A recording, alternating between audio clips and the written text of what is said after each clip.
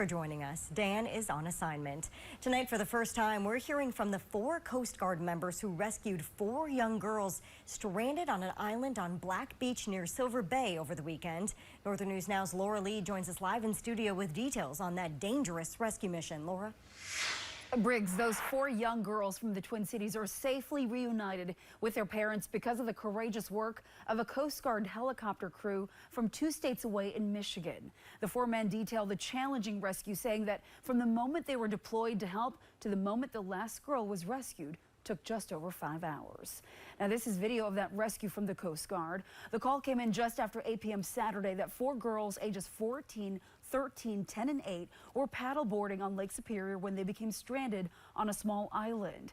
Well, because the water conditions became too dangerous at the time for local emergency crews to do a boat rescue, the U.S. Coast Guard helicopters stationed in Traverse City, Michigan were called in to help. They arrived overnight at 1 a.m. Sunday and said the rocky terrain of the boulder, the windy conditions, and the fact that it was nighttime made the rescue more difficult. However, rescue swimmer second class Nicholas Mauricio, who was in charge of hoisting the girls up, is a father and says he knew they were scared and wanted to reassure them that they were safe. They came up and I looked over and the 2 sisters are sitting there smiling at me, ready to come into the basket next. Yeah, so they went up and then as the hook came down, I hooked into it and I was able to get out of there pretty quickly.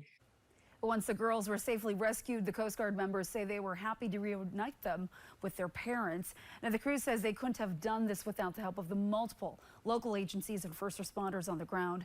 Interesting fact, this team from Traverse City is the closest air rescue to the Twin Ports for the U.S. Coast Guard. Briggs. They cover rescues on Lake Superior, Lake Michigan, and the northern part of Lake Huron.